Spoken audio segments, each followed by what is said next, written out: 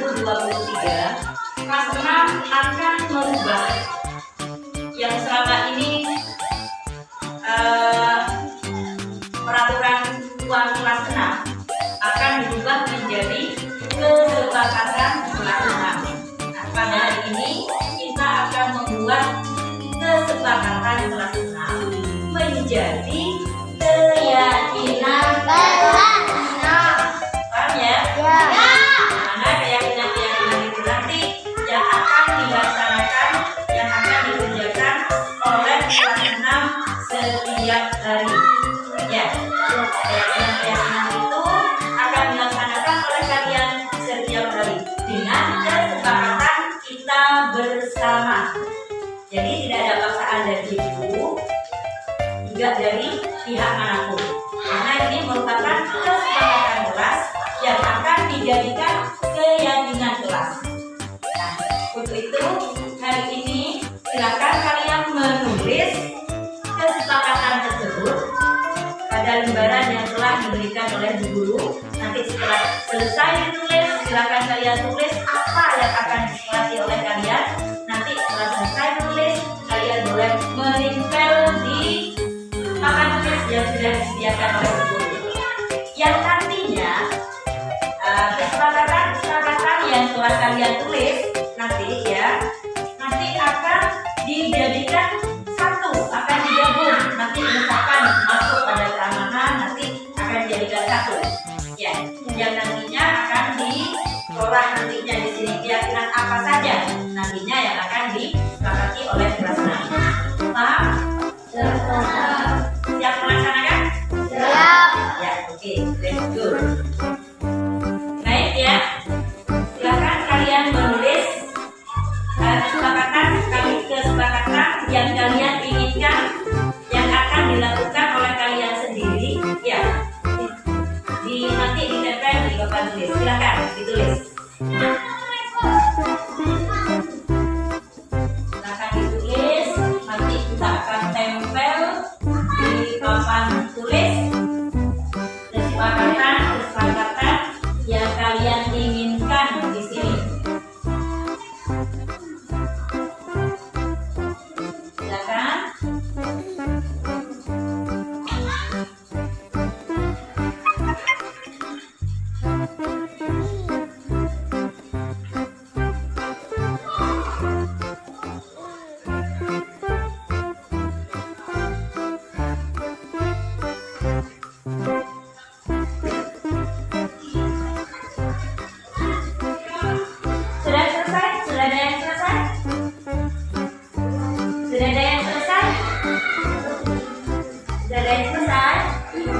Belum? Yuk, silakan. Yang sudah, silakan ditempel di tempat di papan tulis yang sudah Bu Guru sediakan. Ya, sudah? Sudah? Ya, silakan. Yang sudah selesai boleh menempel di sini. Satu persatu bergiliran ya. Bergiliran ya.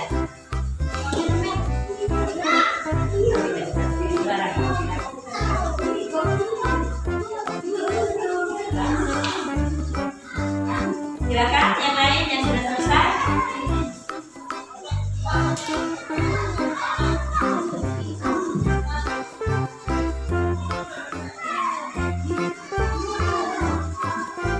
Ya, silakan yang lain. Bergantian ya, jangan rebutan. Silakan ditempel. Yuk, yang lain.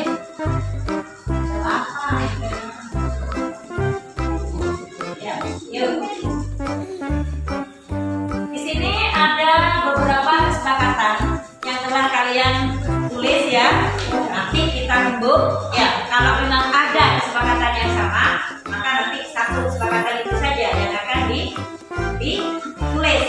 Ya, yang akan ditulis. Baik, ini di sini memakai pakaian dengan rapi, tepat waktu, mengumpulkan tugas, saling menghormati sesama tidak bertengkar dengan teman. Tidak bertengkar dengan teman, ini masuk keamanan. Saling menghormati ya. Kemudian belajar santai tapi serius. Saling menghormati, selalu mematuhi protokol kesehatan. Menjaga kebersihan bersama. Memakai pakaian rapi, mari membantu kapanpun kita bisa. Tidak membuang sampah sembarangan. Kemudian menjaga kebersihan kelas dan halaman sekolah. Kemudian membuang sampah pada tempatnya. Melakukan 5S, senyum, salam, sapa salam. Jaga kebersihan lingkungan sekolah. Menjaga kebersihan. Kemudian berbicara yang sopan terhadap bapak dan ibu guru. Kemudian mendengarkan guru saat menerangkan ya. Kemudian tidak bertengkar dengan teman. Melaksanakan piket. Membuang sampah pada tempatnya. Berbicara yang sopan pada guru. Tidak bertengkar dengan teman. Memakai pakaian dengan rapi. Berbicara sopan. Selalu menjaga kebersihan. Saling menghormati sesama. Ringkasan budaya 5R. Semangat belajar, saling menghormati, saling membantu kapanpun. Mari membantu kapanpun kita bisa. Berbicara dengan guru jika kamu memiliki masalah. Ya. Mengambil keputusan dengan musyawarah. Saling menghargai dan menghormati.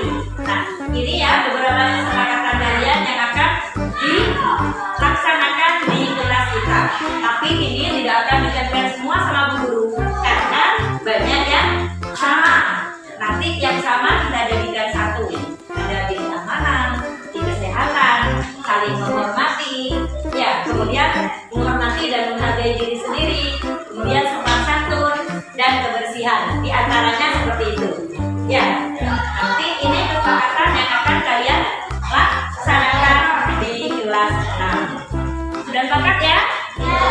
Nanti akan guru tulis kesepakatan ini yang menjadi keyakinan kelas yang nanti akan ditandatangani oleh kelas 6. Setuju? Setuju. Sudah sepakat? Sudah.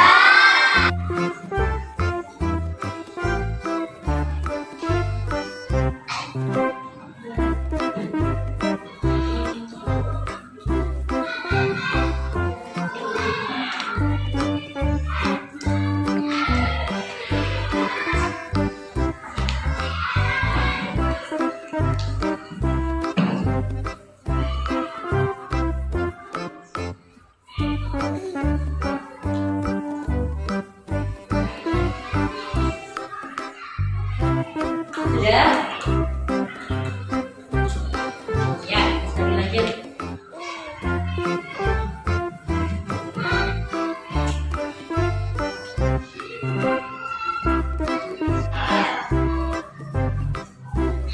Terima kasih. Ya, anak ini sudah kalian tanda tangani ya. Nanda tanganan pengesahan keyakinan kelas 6 sudah kalian tanda tangani. Terima kasih. Kelas 6 ini beberapa kesepakatan yang telah kalian tempel di sini. Ini sudah semua sudah kita pilih tentang kesepakatan kalian yang sudah ditempel. Ada menghormati, ada yang tentang kesehatan, tentang keamanan, keyakinan disiplin, keyakinan sopan santun, dan saling menghargai. Nah, ini sudah kalian sepakati bersama. Sudah ada ketentuannya dari keyakinan yang kalian tulis.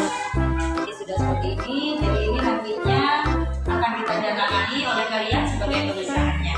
Terima kasih kelas 6 sudah membuat kesepakatan kelas menjadi keyakinan kelas 6 saat ini. Terima kasih. Assalamualaikum. warahmatullahi wabarakatuh. Waalaikumsalam warahmatullahi wabarakatuh.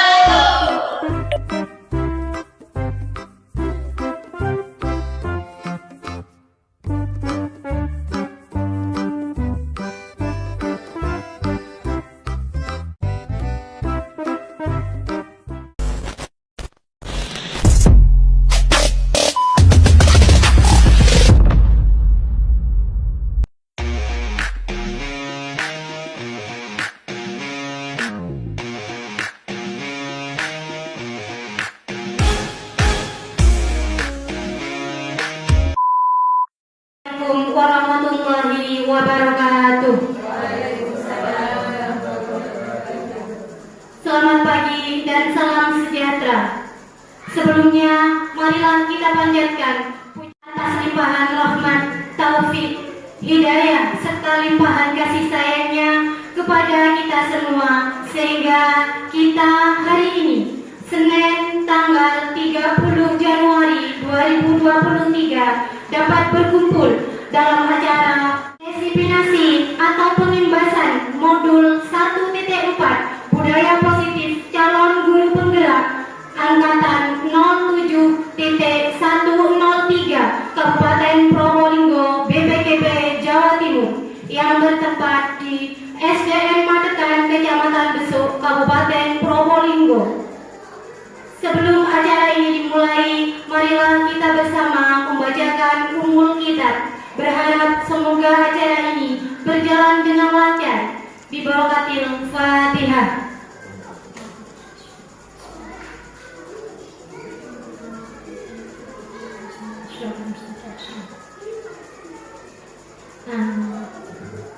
Saya ucapkan selamat datang kepada Bapak Kepala Sekolah SDN Matekan dan narasumber kita, serta segenap rekan guru yang berbahagia. Sebelumnya, kami akan menyampaikan bahwa acara pada hari ini narasumber mempunyai tujuan mengimbaskan atau membagikan ilmu dan pengalamannya serta sharing terkait dengan budaya positif, dan tentunya kita akan membahas secara tuntas budaya positif yang ada di sekolah. Pada acara hari ini telah hadir bersama kita Ibu Supriyati SPD yang merupakan guru kelas 6 SDN Matekan, juga sebagai calon guru penggerak angkatan 7 kelas 103 Kabupaten Probolinggo BPKB Jawa Timur. Nantinya beliau akan menyampaikan materi budaya positif. Tak lupa saya Dini Indah selaku moderator hari ini akan memandu acara ini hingga selesai. Baiklah Bapak Ibu yang berbahagia, sebelum acara ini kita lanjutkan terlebih dahulu, marilah kita simak bersama sambutan dari Bapak Kepala Sekolah SDN Matekan yang terhormat Bapak Haji Mulyadi SPDMM. Disilahkan.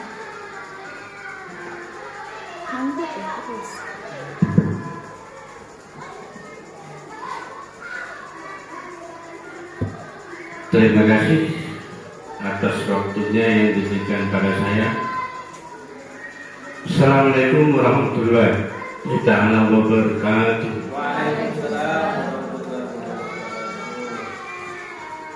Alhamdulillahirabbil alamin. Assalatu wassalamu ala asrafil anbiya wal mursalin Sayyidina Muhammadin wa ala alihi wa sahbihi ajma'in. Yang saya hormati calon guru penggerak Ibu Supriyati SPD serta segenap Dewan Guru SDN Matekan. Alhamdulillah, pada pagi hari ini kita bersama-sama berada di ruangan ini dalam keadaan sehat walafiat. Salawat serta salam semoga tetap tercurahkan pada junjungan kita Nabi Muhammad SAW. Bapak Ibu yang saya hormati, marilah kita secara serius ya, dari awal sampai akhir nantinya untuk mengikuti diseminasi atau pengimbasan atau bahasa lainnya lagi berbagi untuk modul 1.4 budaya positif yang akan disampaikan nanti secara langsung oleh calon guru penggerak angkatan 07, yaitu Ibu Supriyatin, berasal dari SDN Magekan, Kecamatan Besuk, Kabupaten Probolinggo. Bapak Ibu yang saya hormati, saya selaku pimpinan di sini harapan agar Bapak Ibu yang lain mengikuti jejak beliau dari Ibu Supriyatin ini, bagaimana nantinya juga yang lain ini menjadi guru penggerak pada akhirnya. Nah, seperti Bu Supriyatin ini adalah penggembelengan 9 bulan yang sekarang sudah sampai pada separuh perjalanan ya Bu. Nah, ini harapan karena nanti akan menyampaikan materi-materi yang ini sangat berguna untuk guru-guru semuanya ya, yang nantinya ini maksudnya materi ini biar mengimbas guru-guru itu ternyuh untuk juga bisa menjadi guru penggerak. Itu yang dimaksud. Bapak Ibu guru yang saya hormati, memang tidak semudah membalikan tangan gitu ya, karena guru penggerak ini digembelang selama 9 bulan, yang pada akhirnya kalau sudah tercapai lulus menjadi penggerak itu banyak hal-hal kemudahan ya. Seperti halnya contoh kepala sekolah itu harus sekarang mempunyai syarat menjadi guru penggerak terlebih dahulu. Itu di antaranya ya, itu di antaranya. Jadi saya banyak mengimbau pada Bapak Ibu semuanya agar bisanya ikut juga ya, kalau ada pendaftaran dibuka ya, pendaftaran guru penggerak tahapan angkatan berikutnya, monggo jangan selalu banyak berpikir ya, ikut saja mendaftar. Semoga kalian semuanya lulus menjadi guru penggerak. Itu saja yang dapat saya sampaikan Bapak Ibu. Mudah-mudahan pelaksanaan diseminasi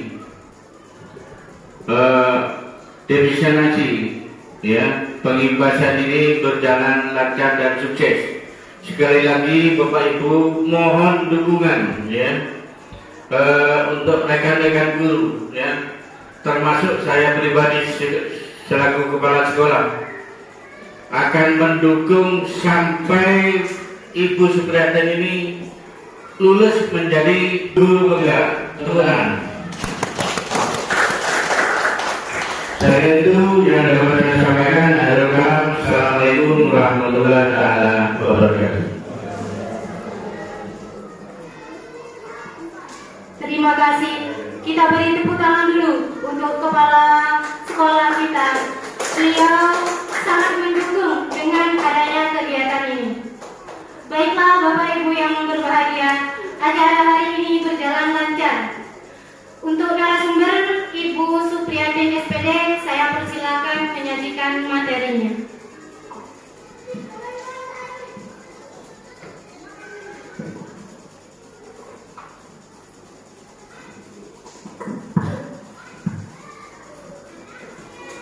Terima kasih, mohon izin Bapak. Assalamualaikum warahmatullahi wabarakatuh.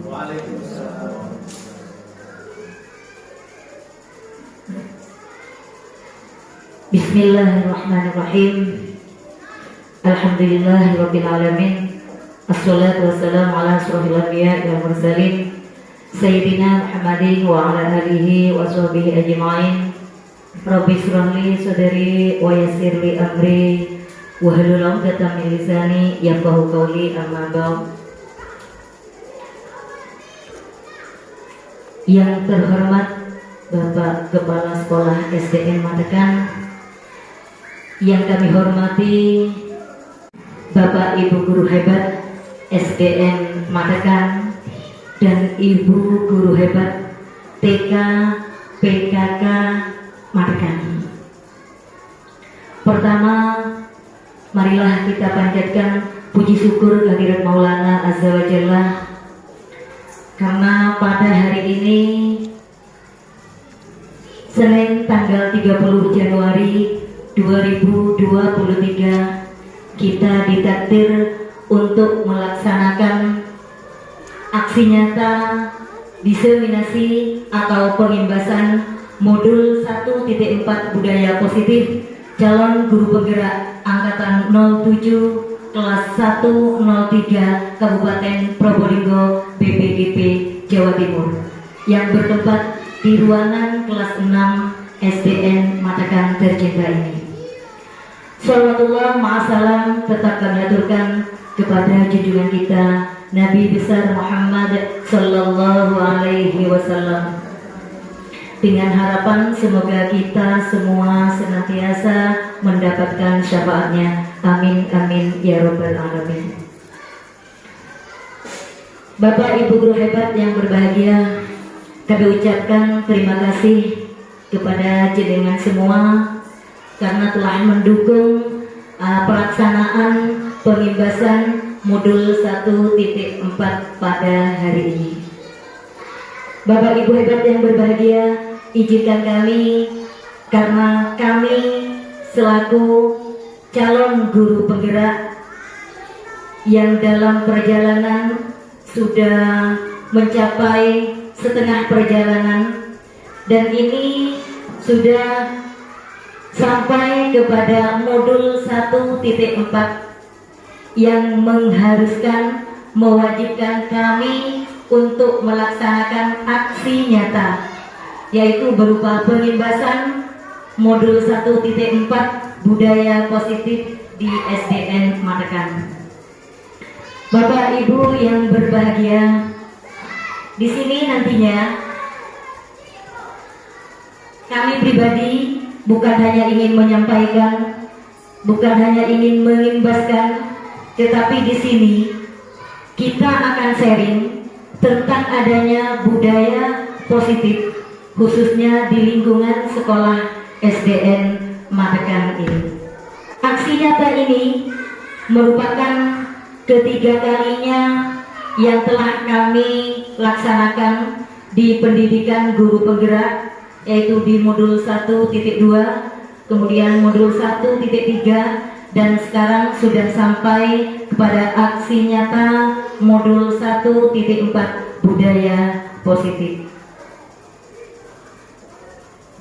Bapak Ibu guru hebat yang berbahagia, tentunya Bapak Ibu sekalian sudah mengenal budaya positif di lingkungan sekolah. Kita akan simak bersama apakah makna budaya positif dan apa contoh penerapan positif yang telah kita terapkan. Budaya positif di sekolah yaitu nilai-nilai oleh kebiasaan-kebiasaan di sekolah yang berpihak pada peserta didik agar mereka dapat berkembang menjadi pribadi yang kritis, penuh hormat, dan bertanggung jawab. Di sini untuk kebiasaan-kebiasaan di sekolah itu sudah merupakan budaya positif di lingkungan sekolah. Pembiasaan-pembiasaan tersebut bertujuan untuk mengembangkan peserta didik agar menjadi atau terbentuk berpribadi yang baik, berpribadi yang kritis, kemudian mencapai kehormatannya, kemudian peserta didik kita dapat bertanggung jawab. Kemudian salah satu contoh penerapan pelaksanaan pembiasaan yang dilaksanakan di sekolah-sekolah yaitu 5S, senyum, salam, sapa, salam, sopan, dan santun. Itu sebagian salah satu contoh budaya positif yang kerap kita laksanakan di lembaga-lembaga SDN. Selanjutnya Bapak Ibu, di sini ada topik nantinya.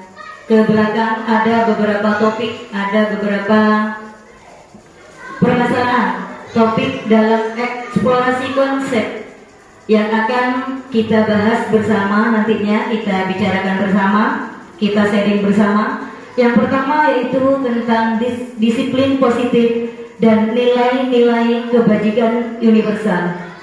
Kemudian yang kedua, teori motivasi, hukuman dan penghargaan serta restitusi. Yang ketiga tentang keyakinan kelas. Kemudian yang keempat, kebutuhan dasar manusia dan dunia berkualitas. Yang kelima, restitusi 5 posisi kontrol. Kemudian yang keenam yang akan kita bahas yaitu restitusi segitiga restitusi. Demikian topik yang akan kita bicarakan. Baiklah Bapak Ibu guru hebat, kita mulai dari diri. Budaya positif atau ekosistem positif. Di sini guru mengamati bagaimana sistem perancangan di sekolah dapat menciptakan lingkungan positif serta mendukung murid menjadi pribadi yang bahagia, mandiri, dan bertanggung jawab. Sesuai dengan filosofi Ki Hajar Dewantara, kita mengambil suatu contoh filosofi dari Ki Hajar Dewantara, di mana kita dibandingkan sebagai pendidik, kita diibaratkan seorang petani yang dalam hakikatnya mempunyai kewajiban dengan seorang pendidik, di mana seorang pendidik itu menurut filosofi Ki Hajar Dewantara diibaratkan benih padi atau benih jagung atau benih-benih yang lain yang ditanam oleh seorang petani. Dan kita sebagai petani tentunya mempunyai kewajiban. Kewajiban seorang petani di sini hanya dapat menuntun tumbuhnya padi tersebut. Kemudian sehingga nantinya dapat memperbaiki kondisi tanah, kemudian memelihara tanaman padi, setelah itu memberi pupuk dan air, kemudian juga membasmi ulat-ulat atau jamur-jamur yang mengganggu hidup tanaman padi tersebut. Demikian kita juga sebagai pendidik di sini, kita hanya mempunyai kewajiban menuntun peserta didik kita agar menjadi seorang yang bahagia, seorang yang mandiri, seorang yang bertanggung jawab, sehingga mencapai keselamatan dalam kehidupannya.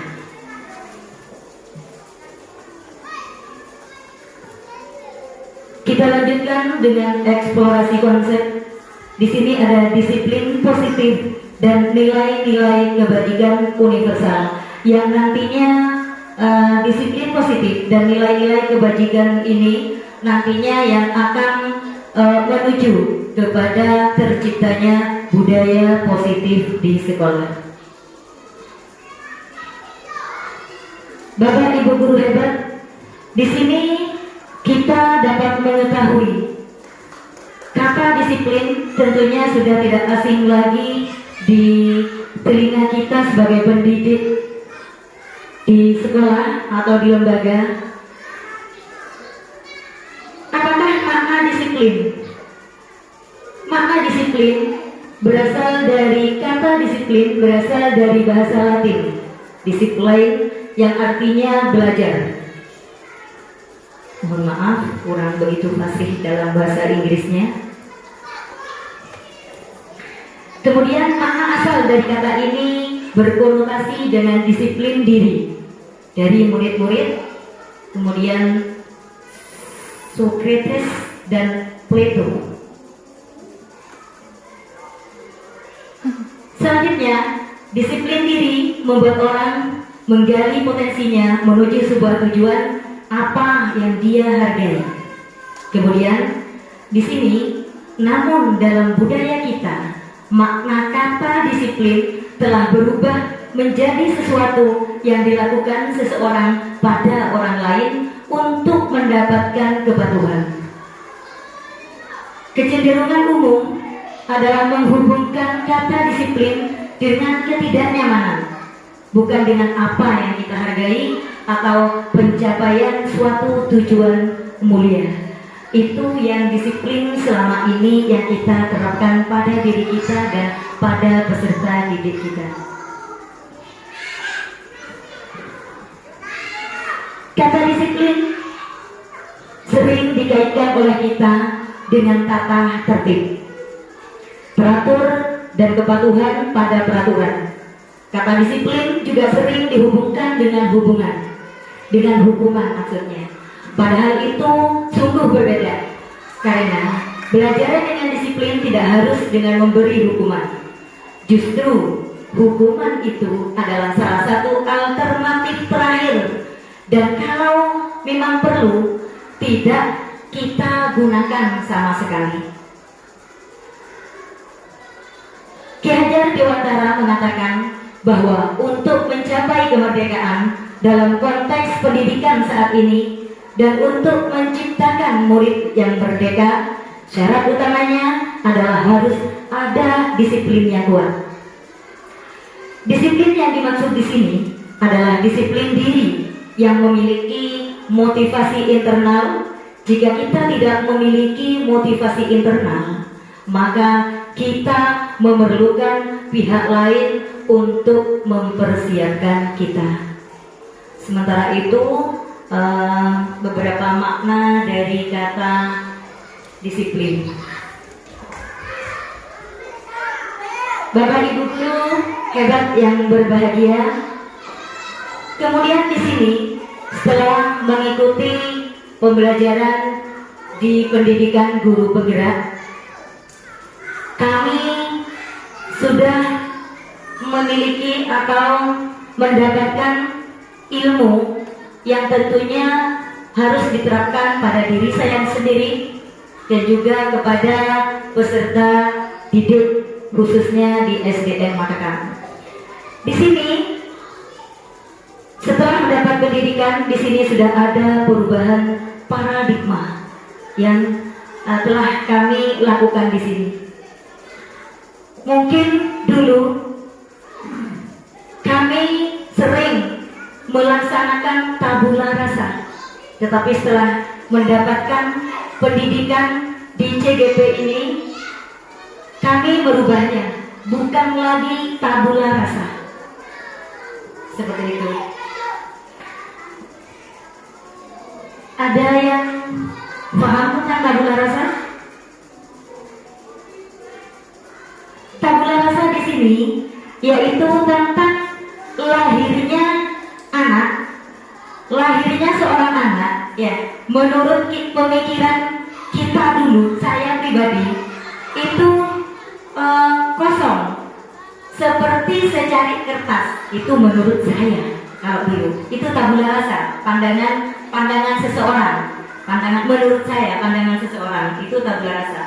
Itu menurut saya itu lahirnya seorang anak itu diibaratkan seperti kertas kosong yang nantinya mungkin kita sebagai pendidik bisa atau sebagai orang tua bisa menggambarkan di kertas kosong itu apa saja, terserah kita.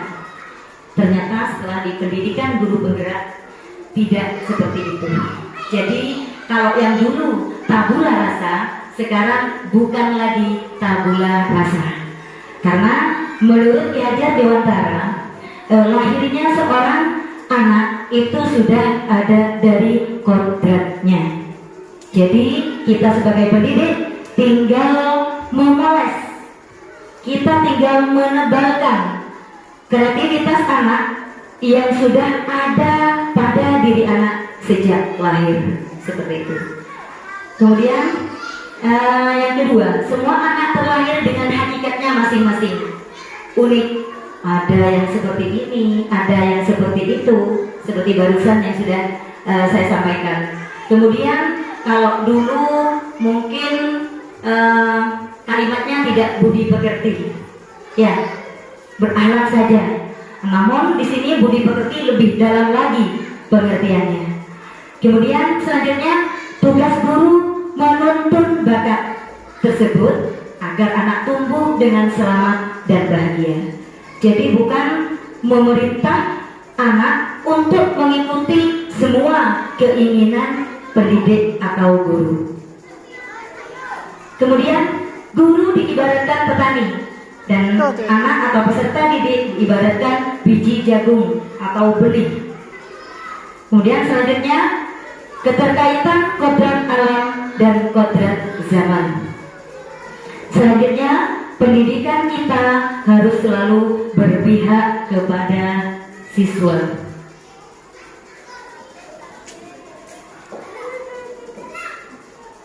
Perubahan paradigma stimulus respon dan teori kontrol. Sekarang kita timbul pertanyaan, siapa sesungguhnya yang harus memiliki kontrol tersebut? Di sini kami sudah menuliskan di sini stimulus respon dan teori kontrol. Yang pertama, kita mencoba mengubah orang agar berpandangan sama dengan kita. Itu stimulus responnya, artinya rangsangan responnya. Sedangkan di teori kontrolnya, kalau kita mencoba mengubah orang, kalau di teori kontrolnya kita berusaha memahami pandangan orang lain tentang dunianya. Jadi kalau dulu mungkin kita berusaha mengubah anak didik kita agar pandangannya itu sama dengan kita. Tetapi di teori kontrol tidak seperti itu. Hanya kita berusaha memahami pandangan orang lain tentang dunia tersebut, tentang misalkan di sini tentang dunianya anak-anak, seperti itu. Kemudian yang kedua, perilaku buruk dilihat sebagai suatu kesalahan. Untuk di teori kontrol tidak semua seperti itu. Semua perilaku yang baik maupun buruk semua memiliki tujuan, seperti itu. Kemudian orang lain bisa mengontrol saya. Untuk teori kontrol, Anda tidak bisa mengontrol orang lain. Kemudian selanjutnya, pemaksaan ada pada saat bujukan gagal. Setelah yang kita alami kemarin-kemarinnya, saya sendiri memaksakan untuk apa? Untuk pandangannya sama dengan saya. Nah, setelah bujukan itu gagal, saya melakukan pemaksaan agar pandangannya sama dengan saya. Mungkin itu yang dulu kami lakukan sebagai pendidik. Setelah itu ternyata di teori kontrol tidak seperti itu.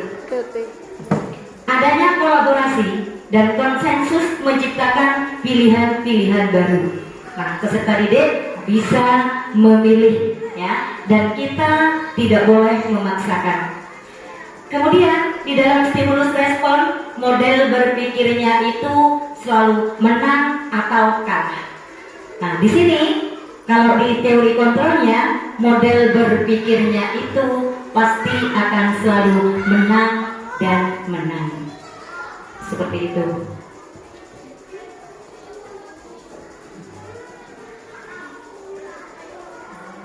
Perubahan paradigma yang tadi mempunyai tujuan untuk membangun budaya yang positif.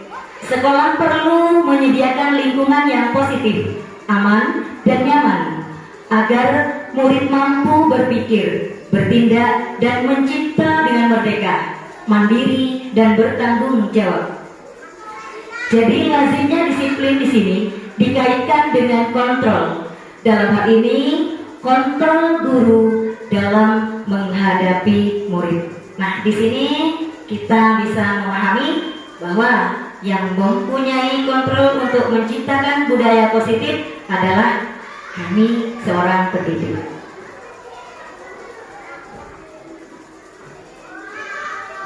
Bapak Ibu guru hebat yang berbahagia, nilai-nilai kebajikan universal ini juga salah satu untuk mencapai terciptanya budaya positif di lingkungan sekolah.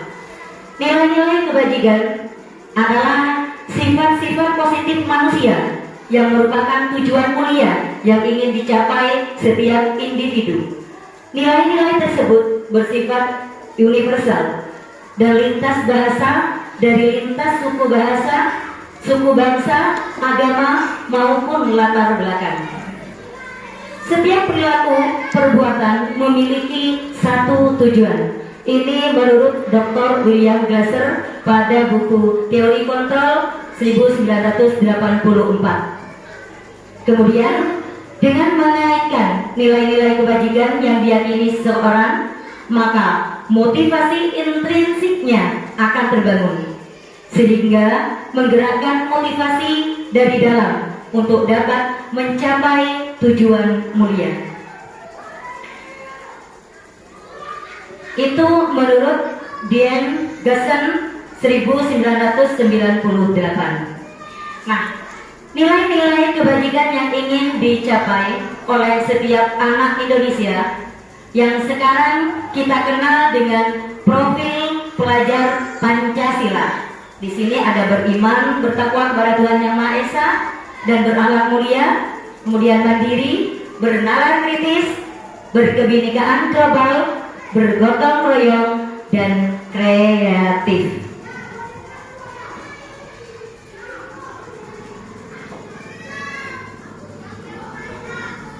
Kita sampai pada konsep selanjutnya, yaitu teori motivasi, hukuman, dan penghargaan restitusi.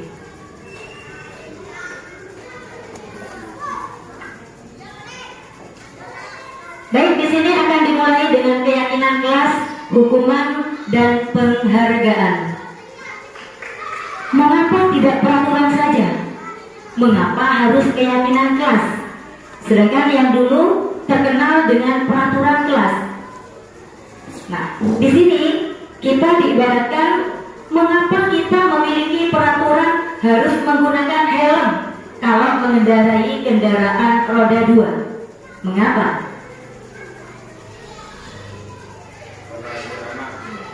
Biar aman. Kemudian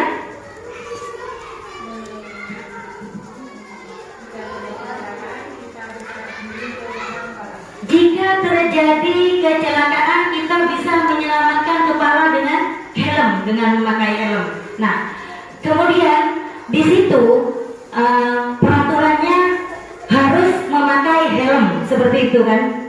Ya. Mengapa kita memiliki peraturan? Peraturannya harus memakai helm.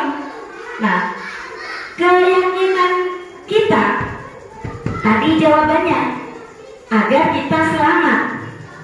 Seperti itu. Nah, keyakinan jawabannya kita miliki itulah yang menjadi keyakinan. Kemudian, mengapa kita memiliki peraturan 3M, menggunakan masker, mencuci tangan, dan menjaga jarak 1-5 meter? Mengapa? Mencegah, untuk menjaga kesehatan kita tentunya. Nah, jawaban itu yang merupakan keyakinan. Seperti itu. Kemudian selanjutnya, mengapa kita memiliki peraturan harus datang itu ya? Harus datang tepat waktu pada saat mengikuti pelatihan. Nah, jawabannya di sini kita menginginkan kita untuk disiplin, seperti itu. Nah, jawaban yang kita miliki itulah merupakan keyakinan. Jadi yang dulunya peraturan, setelah di pembelajaran pendidikan guru penggerak ini ternyata dirubah menjadi keyakinan kelas yang merupakan dari peraturan kelas, kemudian kesepakatan kelas, kemudian kita rangkum menjadi keyakinan kelas.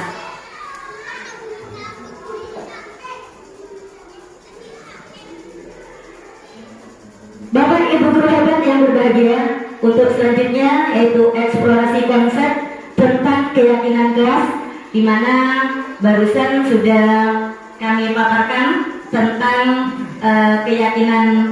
keyakinan kelas, sudah tidak perlu lagi kita paparkan. Kita lanjutkan bagaimana untuk membentuk keyakinan kelas tersebut. Di sini keyakinan kelas bersifat abstrak daripada peraturan yang lebih rinci dan konkret. Keyakinan kelas berupa pernyataan-pernyataan yang universal. Pernyataan keyakinan kelas senantiasa dibuat dalam bentuk positif. Keyakinan kelas hendaknya tidak terlalu banyak sehingga mudah diingat dan dipahami. Selanjutnya, semua warga kelas sebaiknya ikut berkontribusi dalam membuat kegiatan kelas lewat curah pendapat. Kemudian bersedia meninjau kembali keyakinan kelas dari waktu ke waktu.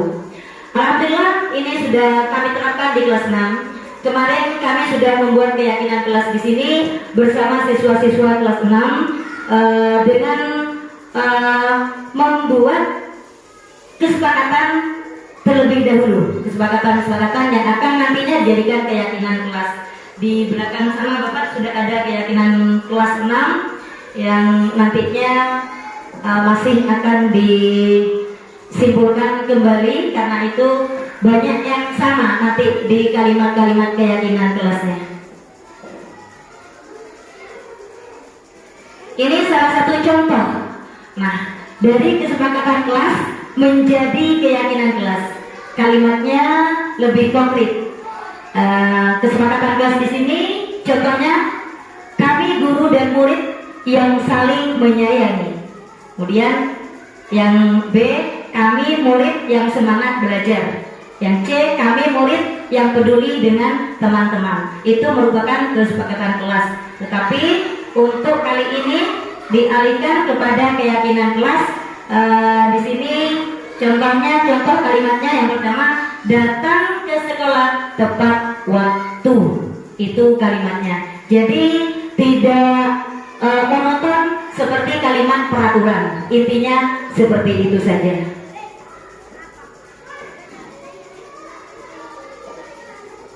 Di sini ada kalimat peraturan dan kalimat keyakinan kelas. Kalimat peraturan selalu kembalikan buku ke tempatnya atau kembalikan buku ke tempatnya. Nah, di sini kalimat kembalikan buku ke tempatnya. Kalau menurut Bapak Ibu guru, kalimat tersebut termasuk kalimat apa? Perintah. Perintah. Iya, termasuk kalimat perintah, itu peraturan. Nah, di dalam keyakinan kelas itu sudah termasuk tanggung jawab. Jadi kalimatnya tidak peraturan, tidak memakai kalimat perintah lagi, seperti itu. Kemudian dilarang mengganggu orang lain. Dalam keyakinan kelas itu untuk tidak mengganggu orang lain masuk pada kalimat menghormati orang lain. Kalimatnya lebih enak, bukan? Menghormati orang lain. Jadi kita tidak memakai kalimat perintah. Dilarang mengganggu orang lain. Kedengarannya kurang enak seperti itu. Kemudian contoh selanjutnya, dilarang melakukan kekerasan. Nah, di sini di keyakinan kelasnya terkait dengan keselamatan dan juga menghormati orang lain. Kemudian di sini dilarang menggunakan narkoba. Itu kaitannya dengan kesehatan dalam keyakinan kelas.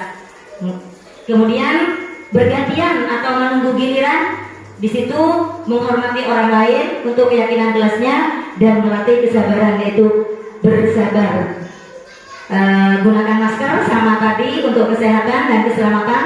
Kemudian jangan berlari di kelas atau koridor. Dalam keyakinan kelasnya, di situ termasuk pada keyakinan keselamatan dan keamanan.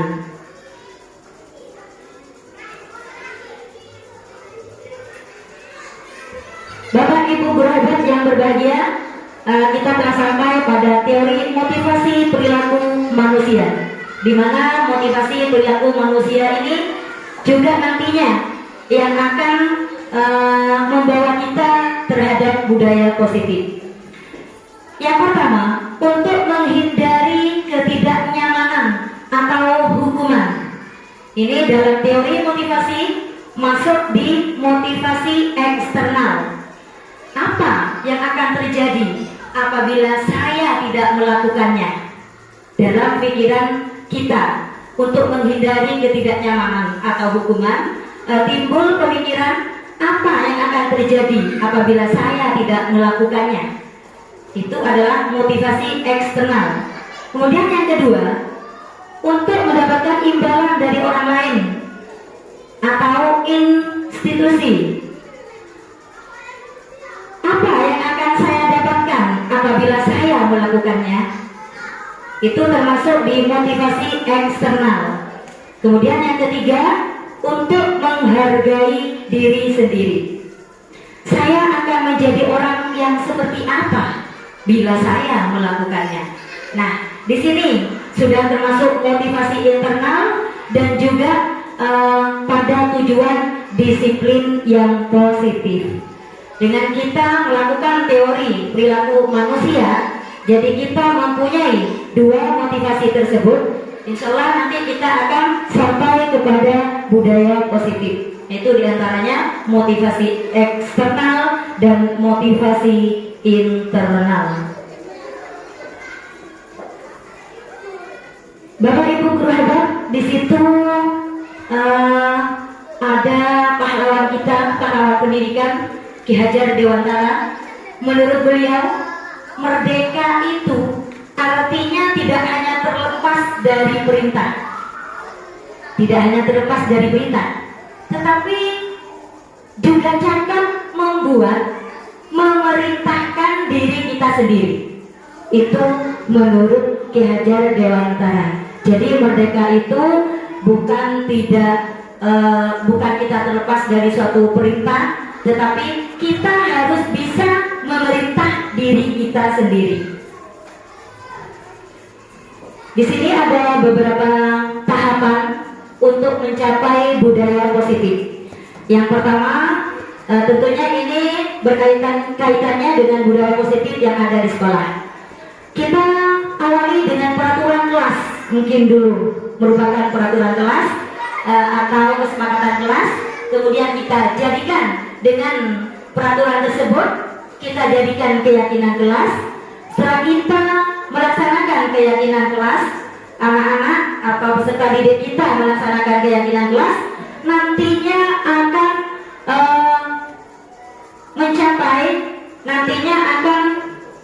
menjadikan lingkungan sekolah menjadi lingkungan yang positif. Nah, kalau kita sudah mendapatkan lingkungan yang positif, nantinya sudah pasti akan tercipta budaya positif di lembaga tersebut. Bapak Ibu guru hebat, ini sudah sampai pada hukuman dan penghargaan, di mana hukuman dan penghargaan di sini kerap kita lakukan sebagai seorang pendidik, dan saya sendiri juga pernah melakukan dengan hukuman dan penghargaan. Di sini ternyata penghargaan itu merupakan suatu hukuman. Kalau pemikiran kita dulu, kalau memberi penghargaan kepada murid, itu artinya kita memberi reward kepada murid, ya, agar murid tersebut bisa lebih semangat lagi. Nah, itu tujuan kita dulu. Ternyata dengan memberi penghargaan itu merupakan hukuman bagi murid.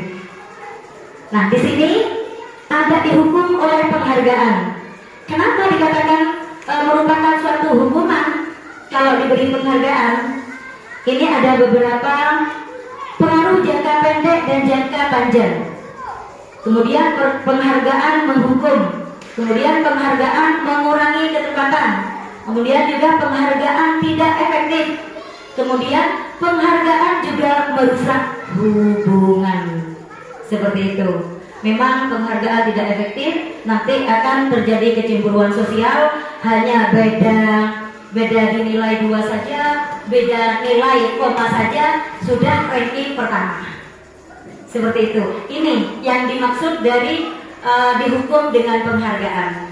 Jadi tidak dibenarkan dalam pembelajaran dalam filosofi Ki Hajar Dewantara itu untuk memberikan penghargaan kepada peserta didik. Nah, ini dihukum oleh penghargaan. Penghargaan menurunkan kualitas. Kemudian yang kedua, penghargaan mematikan kreativitas. Kita memberi penghargaan kepada salah satu siswa. Nah, yang menjadi korban siswa-siswa yang lain yang tidak mendapat penghargaan. Kenapa? Nanti akan mati kreativitas anak-anak yang lain. Biar sudah, karena itu sudah mungkin yang akan datang itu lagi nanti yang akan mendapatkan penghargaan dari Bapak Ibu guru.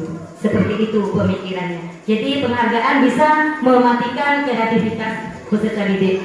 Kemudian penghargai mengurangi motivasi intrinsik itu tadi. Sudah tidak semangat lagi, sudah tidak ada motivasi lagi dari dalam diri anak yang tidak mendapatkan penghargaan. Artinya di sini sudah ada kecemburuan sosial dari peserta didik yang tidak mendapatkan penghargaan. Di sini Bapak Ibu guru hebat juga ada tindakan guru dan hukuman atau konsekuensi. Di sini ada beberapa contoh tindakan guru.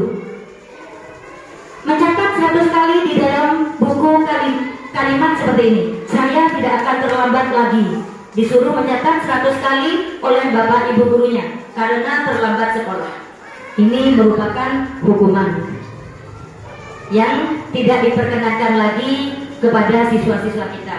Kemudian lari mengelilingi lapangan basket 2 kali karena terlambat hadir di sekolah. Itu juga merupakan hukuman. Murid diminta untuk push up 15 kali karena tidak menggunakan masker ke sekolah. Itu juga merupakan hukuman. Menggantikan kertas tugas teman yang telah dicoret-coret. Itu bukan hukuman, melainkan konsekuensi. Jadi beda antara hukuman dan konsekuensi. Kemudian membersihkan tumpahan air di meja tulis karena tersenggol pada saat belajar. Itu juga termasuk konsekuensi. Kemudian murid disuruh mengenakan sepatu seharian di sekolah karena tidak mengenakan sepatu hitam. Itu merupakan suatu hukuman bagi murid yang nantinya akan tercatat sampai murid tersebut dewasa. Jadi hukuman itu akan tertanam terus. Kemudian melakukan pemanasan sendiri karena terlambat 10 menit untuk pelajaran PJOK. Nah, ini guru olahraga. Tapi ini bukan merupakan hukuman, tapi merupakan konsekuensi. Bapak Ibu guru hebat yang berbahagia, di sini ada perbedaan antara hukuman dan konsekuensi. Contoh hukuman, sesuatu yang menyakitkan itu harus terjadi, itu hukuman. Tetapi kalau untuk konsekuensi, sesuatu harus terjadi. Kemudian di situ ada membuat anak sakit hati, sakit fisik dalam jangka waktu lama. Untuk konsekuensi, membuat anak merasa tidak nyaman dalam jangka waktu pendek. Kemudian anak membenci kedisiplinan, itu hukuman. Kalau konsekuensi, di sini anak menghargai disiplin. Dan selanjutnya di situ juga ada paksaan. Kalau hukuman berupa paksaan, tetapi kalau konsekuensi di sini stimulus dan atau tanggapan.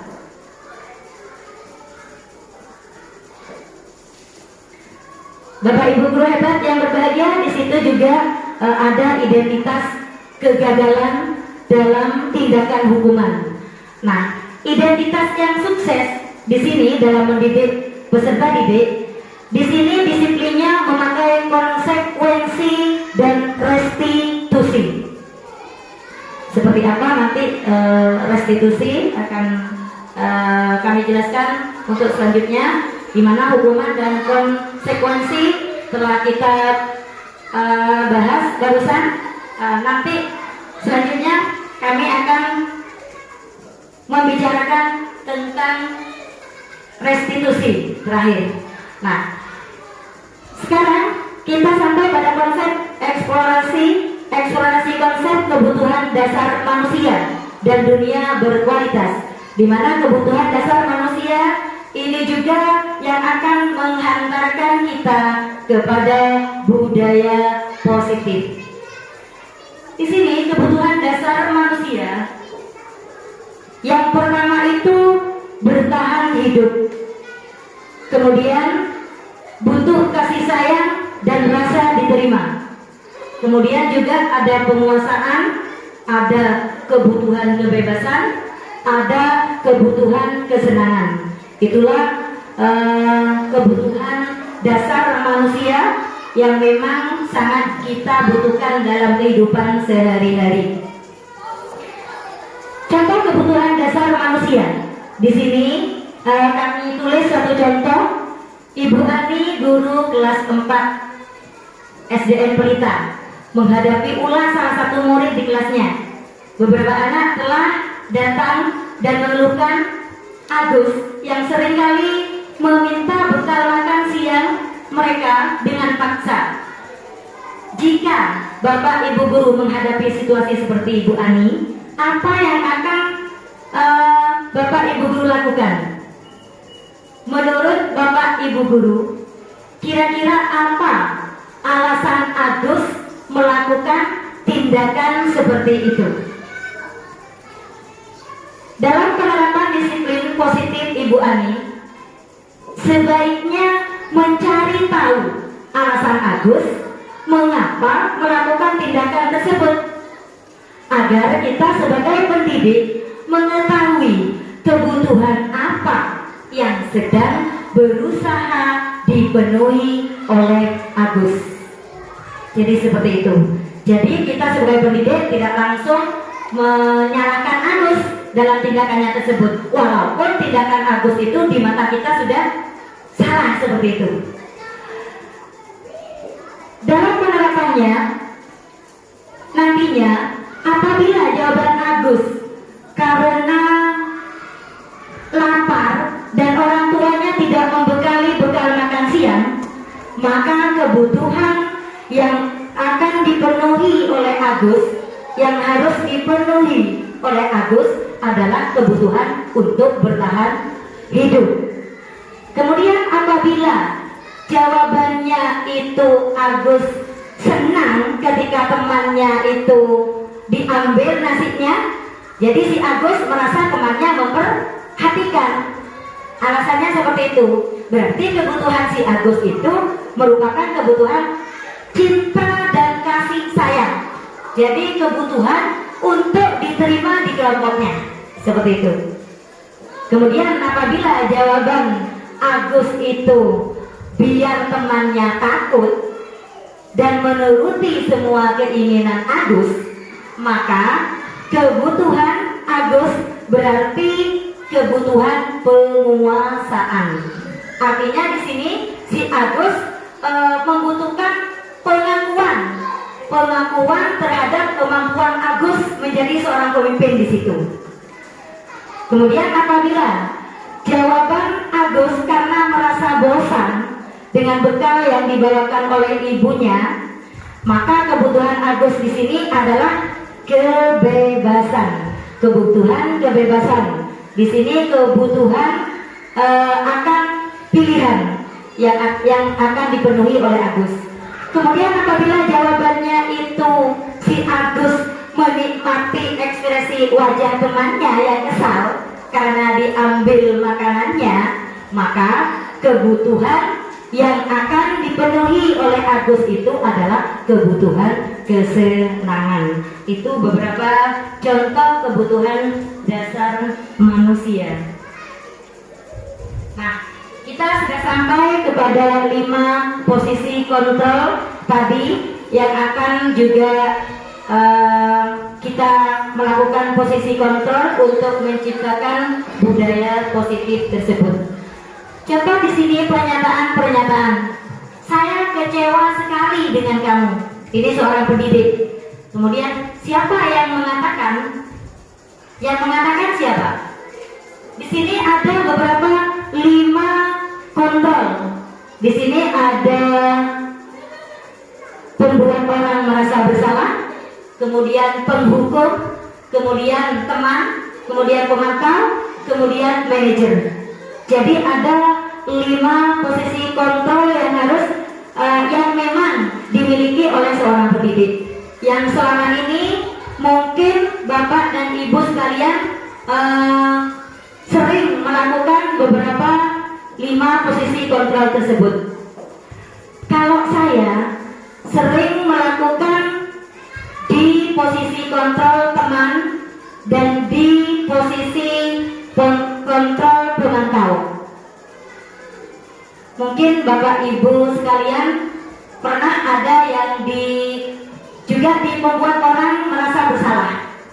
Itu cara saya menyelesaikan permasalahan terhadap anak didik saya sebelum saya mengikuti pendidikan di CGP. Untuk menyelesaikan permasalahan, saya sering berada di posisi kontrol pembuat orang merasa bersalah. Jadi kalimat yang sering saya katakan kepada anak yang sudah salah di situ, saya mengatakan seperti ini kalimatnya. Saya kecewa sekali dengan kamu, nak. Nah, posisi yang kalimat saya seperti ini membuat pembuat orang merasa salah, sehingga dengan kalimat saya anak sudah merasa bersalah. Ternyata di pembuat orang merasa bersalah, posisi kontrol tersebut yang sudah dimiliki saya itu termasuk salah di dunia pendidik. Kemudian kalau yang di penghukum, saya tidak pernah menghukum, mungkin karena saya seorang ibu, tidak pernah menghukum dengan menyakiti. Kamu tidak pernah benar melakukannya. Tidak, kami tidak seperti itu. Yang kami lakukan ini di posisi kontrol sebagai teman. Ayolah nak, lakukan demi ibu guru di sini. Kan malu bu guru di sini sebagai wali kelas 6 kalian seperti itu. Nah, itu yang sering saya lakukan sementara ini kepada peserta didik kami. Kemudian kalimat atau pernyataan yang di posisi kontrol pemantau, kalimatnya seperti ini. Apakah kamu mau mendapatkan stiker bintang hari ini? Biasanya ini guru wali kelas berapa? Biasanya itu yang di pemantau. Guru kelas rendah, biasanya seperti itu. Siapa yang ingin bintang banyak hari ini? Di TK kelas 1 ya, di TK kelas 1 seperti itu. Ternyata masih kurang tepat. Yang paling tepat posisi kontrol yang harus dimiliki oleh seorang pendidik yaitu adalah sebagai manajer. Itu yang paling benar. Dimana pernyataan-pernyataannya kami tulis seperti ini. Bagaimana kamu bisa menyelesaikan masalah ini? Jadi seperti itu. Yang nantinya terkait dengan penyelesaian permasalahan dengan menggunakan restitusi. Nah, kita sampai pada eksplorasi konsep selanjutnya, yaitu segitiga restitusi. Nah, di sini kita akan mengetahui apa restitusi. Restitusi adalah proses menciptakan kondisi bagi murid untuk memperbaiki kesalahan mereka, sehingga mereka bisa kembali pada kelompok mereka dengan karakter yang lebih kuat. Restitusi juga merupakan proses kolaboratif yang mengajarkan murid untuk mencari solusi untuk masalah mereka dan membantu murid berpikir tentang orang seperti apa yang mereka ingin menjadi atau tujuan mulia dan bagaimana mereka harus memperlakukan orang lain. Ini menurut Gosen dalam bukunya 2004. Itulah arti dari restitusi. Bapak Ibu guru hebat yang berbahagia, di sini ada 9 ciri-ciri restitusi. Yang pertama, bukan untuk menebus kesalahan, namun untuk belajar dari kesalahan.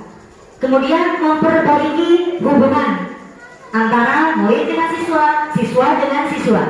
Kemudian yang ketiga, restitusi merupakan tawaran, bukan paksaan, seperti hukuman tadi. Yang keempat, restitusi menuntut untuk melihat ke dalam diri sendiri. Kemudian yang kelima, restitusi mencari kebutuhan dasar yang mendasari tindakan. Yang keenam, restitusi diri adalah cara yang paling baik. Yang ketujuh, restitusi fokus pada karakter, bukan tindakan. Yang kedelapan, restitusi fokus pada solusi atau cara menyelesaikan permasalahan. Jadi bukan mencari kesalahan, tetapi di sini adalah bagaimana caranya menyelesaikan permasalahan. Kemudian yang kesembilan, restitusi mengembalikan murid yang berbuat salah pada kelompoknya sehingga dapat diterima kembali oleh teman-temannya. Demikian 9 ciri-ciri restitusi. Nah, inilah Bapak Ibu guru hebat, segitiga restitusi yang akan kita terapkan di sekolah dengan menggunakan, maksud saya menyelesaikan permasalahan-permasalahan siswa kita dengan menggunakan segitiga restitusi. Yang pertama, untuk menyelesaikan permasalahan tidak perlu menghardik, mengancam dan segala macam yang nantinya membuat siswa sendiri ke depannya untuk perkembangannya kurang baik. Di sini ada cara, yaitu segitiga restitusi. Yang pertama yang akan kita lakukan kalau kita menggunakan cara segitiga restitusi, yang pertama itu adalah memvalidasi tindakan yang salah. Jadi tindakan yang salah itu kita validasi. Di sini kita bisa membuat pertanyaan. Kamu tentu punya alasan mengapa kamu melakukan hal itu. Itu yang ditanyakan kepada siswa. Kemudian, adakah cara yang lebih efektif untuk mendapatkan apa yang kamu inginkan, apa yang kamu butuhkan? Seperti itu. Kemudian selanjutnya, menstabilkan identitas anak didik tentunya yang bermasalah. Dengan cara apa? Dengan cara kita memakai kalimat setiap orang pasti pernah melakukan kesalahan. Seperti halnya tadi di pelaksanaan upacara bendera, sebelumnya saya sudah menyampaikan kepada siswa, salah itu biasa.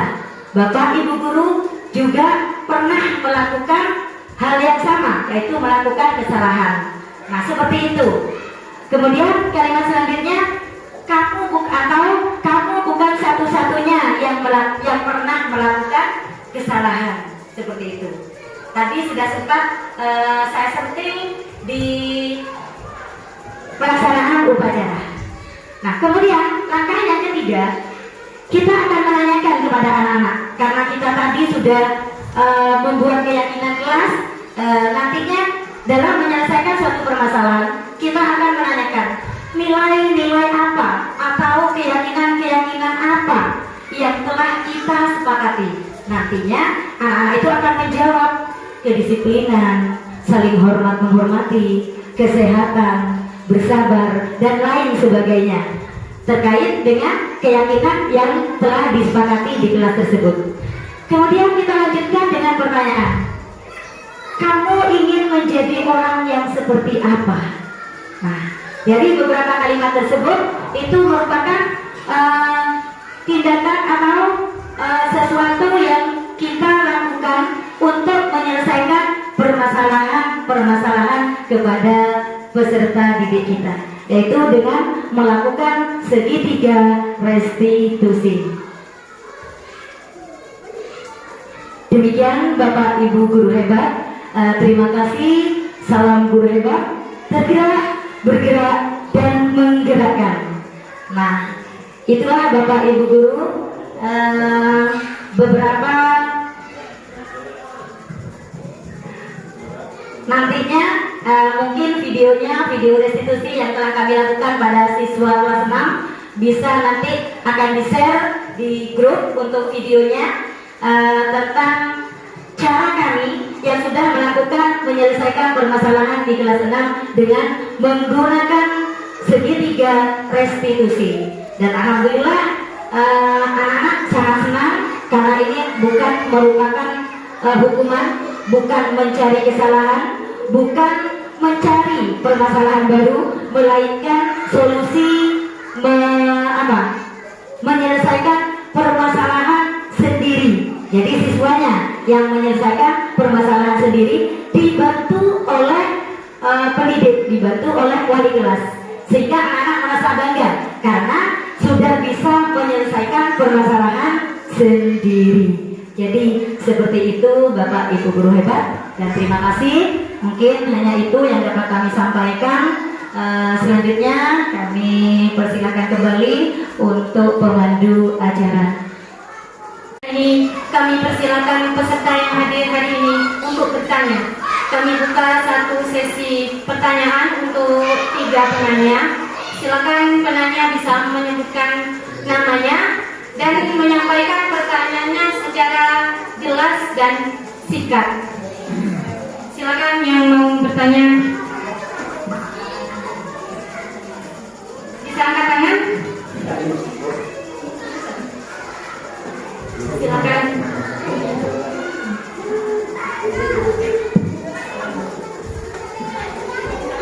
Ada.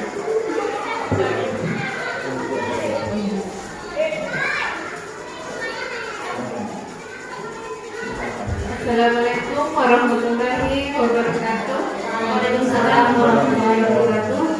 Nama saya Bu Ika, guru kelas 1. Saya ingin bertanya tentang bagaimana cara menumbuhkan budaya positif kepada peserta didik dan di lingkungan sekolah kita ini. Cukup itu saja pertanyaan saya. Assalamualaikum warahmatullahi wabarakatuh. Waalaikumsalam warahmatullahi wabarakatuh. Silakan untuk pertanyaan kedua. Ya, silakan Bu Tati.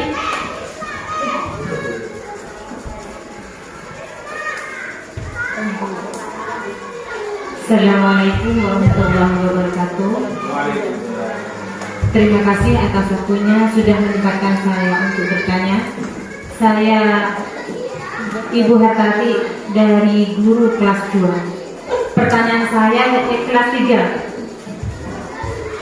Pertanyaan saya yaitu bagaimana cara menerapkan budaya positif di sekolah. Itu saja, terima kasih. Assalamualaikum warahmatullahi wabarakatuh.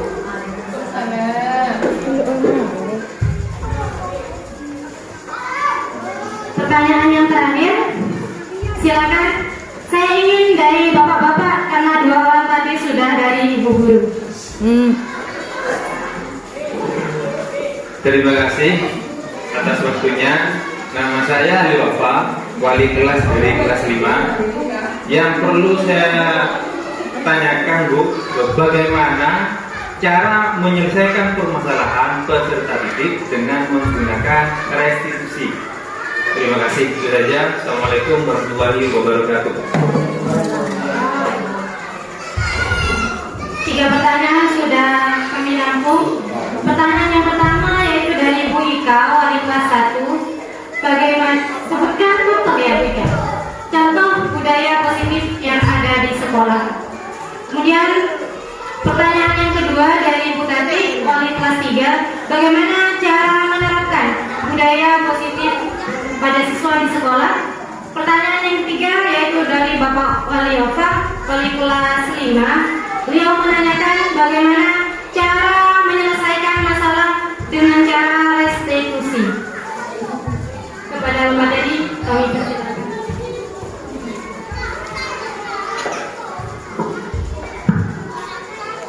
Terima kasih Bapak Ibu guru hebat. Di sini karena di sini sharing yang nantinya jawaban ini bukan merupakan jawaban dari saya sendiri. Monggo nanti jika ada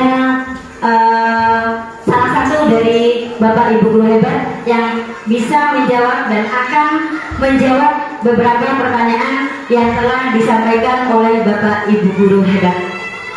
Bapak Ibu Guru yang berbahagia, untuk pertanyaan pertama yaitu bagaimana cara menerapkan budaya positif di sekolah. Cara kita menerapkan budaya positif di sekolah. Di sini tentunya tadi sudah kami jelaskan. Yang pertama yang harus kita lakukan yaitu dari diri kita sendiri. Itu awal yang harus kita lakukan sebagai pendidik. Kita menciptakan atau menerapkan budaya positif tersebut. Tidak langsung kita langsung menerapkan di sekolah tersebut, tidak. Jadi dengan cara yang pertama itu kita lakukan kepada diri kita sendiri terlebih dahulu. Jadi kita menerapkannya kepada diri kita sebagai pendidik. Bagaimana caranya? Caranya kita harus menerapkan kepada kita harus mempunyai motivasi intrinsik dari dalam diri sendiri, mempunyai motivasi dari diri kita sendiri untuk menerapkan budaya positif. Suatu contoh, di sini di sekolah kita akan menerapkan budaya positif berupa senyum, salam, sapa, sopan, dan santun. Nah, untuk melaksanakan budaya positif tersebut, kita selaku pendidik tentunya harus mengawali pada diri kita sendiri terlebih dahulu. Kita harus selalu senyum, selalu mengucapkan salam kepada peserta didik dimanapun kita berada, kemudian selalu menyapa anak didik kita dengan ramah, kemudian kita selalu bertindak atau bertingkah laku yang sopan dan santun kepada peserta didik.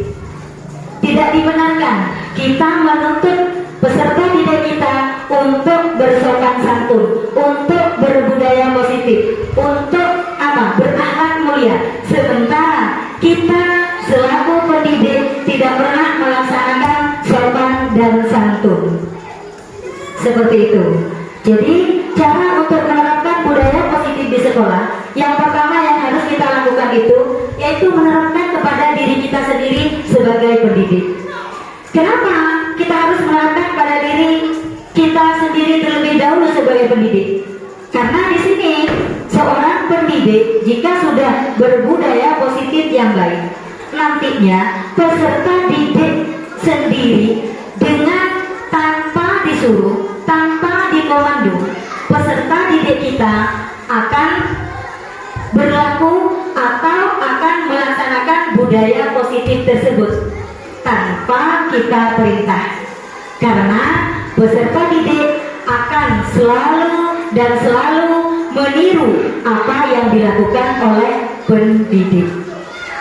Mungkin salah satunya itu yang harus kita lakukan. Kemudian cara yang kedua, adanya kolaborasi antara semua pemangku kepentingan yang ada di sekolah kita. Di antaranya siapa saja pemangku kepentingan di sekolah kita? Ya kita sendiri sebagai pendidik, sebagai dewan guru, bapak kepala sekolah, kemudian bapak komite, kemudian juga wali murid. Nah, kalau tidak ada kolaborasi, tidak ada komunikasi, tidak ada kerjasama antara semua pemangku kepentingan sekolah, maka budaya positif tidak akan pernah tidak akan pernah bisa untuk menerapkan budaya positif tersebut. Jadi dengan cara-cara itu nantinya kita dapat menerapkan budaya positif. Karena budaya positif tersebut intinya tidak hanya dilakukan di sekolah saja, melainkan anak-anak di rumah dimanapun anak-anak berada, peserta didik kita berada, yang nantinya dapat melaksanakan budaya positif tersebut. Seperti itu. Jadi yang pertama itu motivasi dari diri sendiri, kemudian berkolaborasi dengan semua pemangku kepentingan sekolah. Itu salah satu cara kita untuk menerapkan budaya positif di sekolah. Kemudian kami lanjutkan dengan pertanyaan yang kedua. Bagaimana cara menumbuhkan budaya positif kepada peserta didik? Itu tadi, salah satu caranya seperti itu. Dari diri seorang pendidik terlebih dahulu. Kemudian, cara menumbuhkannya, kita sebagai pendidik membiasakan peserta didik kita berbudaya positif. Jadi seperti halnya kita di sini kelas 6 sudah menerapkan pembiasaan 5S. Kemudian juga di SDN tercinta kita ini sudah menerapkan di sini beberapa pembiasaan yang positif. Contohnya, pembiasaan positif yang sudah kita laksanakan di sekolah kita di Jumat Berkah. Di situ telah kita laksanakan, siswa dan siswi, bahkan semua dewan guru, dan juga bahkan ada beberapa wali murid yang mengikuti kegiatan tersebut. Yang pertama, kita membiasakan siswa-siswi kita dengan bersolawat, kemudian membaca surat Yasin, kemudian dilanjutkan dengan istighosah, dan kemudian apa yang terakhir? Asmaul Husna, pembacaan Asmaul Husna, kemudian berdoa bersama. Kemudian lagi salah satunya di Jumat Berkah kita melatih siswa-siswi kita untuk bersosial, berinfak. Nah, itu adalah salah satu atau beberapa contoh budaya positif, pembiasaan-pembiasaan yang nantinya akan menumbuhkan budaya positif kepada peserta didik kita. Kemudian di hari Sabtu kita melaksanakan program bersih, ya, Sabtu bersih. Nah, di situ juga budayanya sangat bagus sekali. Anak-anak menjaga kebersihan lingkungan sekolah dengan dipandu oleh para pendidik yang ada di SDN Matakan ini. Mungkin itu beberapa budaya positif yang sudah diterapkan di sekolah kita. Kemudian lagi di sini pembiasaan anak dengan sholat berjamaah. Di sini sudah diterapkan untuk pada waktu jam istirahat anak melaksanakan sholat duha, sehingga dengan pembiasaan tersebut sudah tidak perlu dikontrol lagi oleh bapak ibu guru. Dengan sendirinya anak sudah pas jam istirahat, anak sudah langsung ambil wudhu, kemudian langsung sholat duha. Begitu juga di sholat jamaah duhur, anak-anak tanpa dipandu, anak-anak setengah 12 sudah masuk waktunya duhur, sudah langsung wudhu dan langsung berjamaah. Nah, itulah beberapa cara kita, cara menerapkan dan menumbuhkan budaya positif pada peserta didik kita. Bapak Ibu guru hebat, ini terkait dengan pertanyaan yang ketiga. Bagaimana cara menyelesaikan permasalahan peserta didik dengan menggunakan segitiga restitusi? Tadi sudah kami jelaskan. Yang pertama itu kita memanggil siswa yang bermasalah. Nah, dengan untuk cara kita menangani permasalahan tersebut, kita memanggil salah satu siswa tersebut, kemudian kita ajak ngomong bersama di sini dengan cara tadi. Yang pertama, memvalidasi tindakan yang salah, bukan mencari salahnya. Di situ mungkin bisa dibaca kalimat-kalimatnya. Kemudian langkah yang kedua yaitu menstabilkan identitas anak tersebut.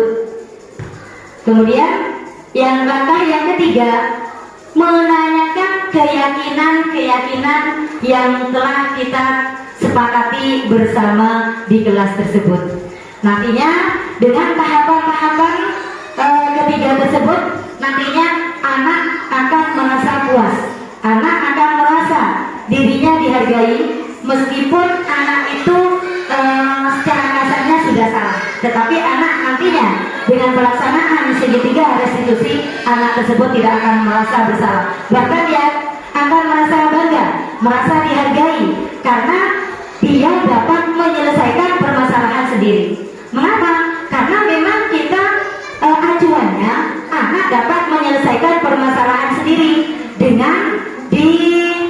dampingi atau dengan arahan kita sebagai pendidik. Seperti itu. Mungkin ada tambahan dari Bapak Ibu Guru mengenai jawaban-jawaban yang telah kami jawab. Monggo silakan. Karena di sini ini merupakan sharing. Silakan. Monggo Bapak Fauzi, disilakan. Assalamualaikum warahmatullahi wabarakatuh. Saya cuma menambah dari apa yang sudah dijawab dari Ibu Supriyanti. Sebagai guru agama di sini, kadang-kadang sering melihat anak atau berpapasan dengan anak yang berbahasa yang tidak halus kepada guru. Ketemunya itu jika anak tidak berbahasa Indonesia. Jadi itu saya menyampaikan kepada anak, kenapa kamu tidak berbahasa yang halus saja? Akhir kata seperti itu bahasanya. Nah, setelah saya coba, anak itu saya coba menyampaikan satu kali dua kali menyampaikan ke anak, sebenarnya anak tidak langsung mengubah. Akhirnya saya gunakan untuk anak. Jika anak itu berbahasa yang tidak halus, saya berbahasa yang halus. Yang berbahasa anak spontan langsung merubah. Nah, itu mungkin yang disampaikan dengan menerapkan budaya bagi kita sendiri sebelum kita ke anak. Begitu juga dengan yang lain kepada anak ini kan dari segi bahasa. Juga dari penerapan perilaku positif yang lain. Contohnya kita umpamanya menyuruh anak untuk berkumpul upacara. Jika kita tidak bersama memandu anak-anak, kadang-kadang anak itu tidak masuk begitu. Dan juga selain itu kita harus sama-sama bergerak, sama-sama mendukung dari guru kelas 1 sampai kelas 6 orang tua yang di rumah.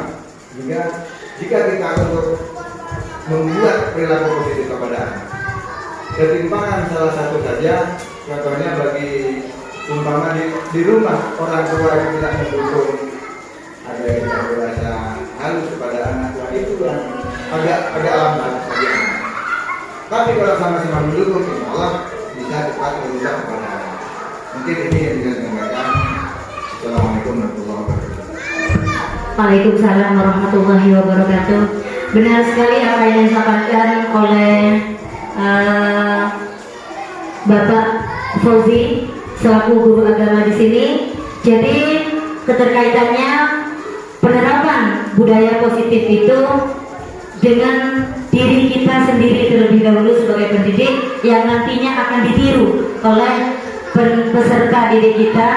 Kemudian adanya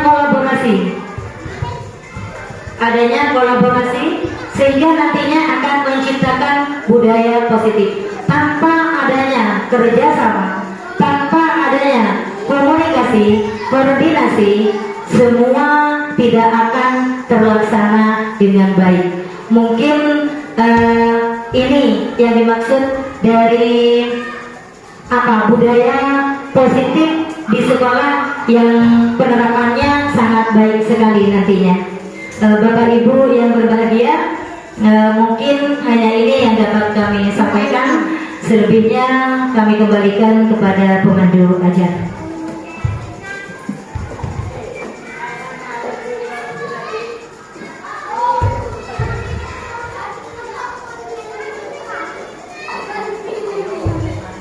Alhamdulillah, rangkaian diseminasi atau pembebasan modul 1.4 budaya positif hari ini telah selesai. Semoga apa yang disampaikan oleh pemateri dapat bermanfaat sebagai pengetahuan dan kesadaran kita sebagai guru dalam memaksimalkan komunikasi dengan baik sehingga tercipta budaya positif di SDN Manakan tercinta.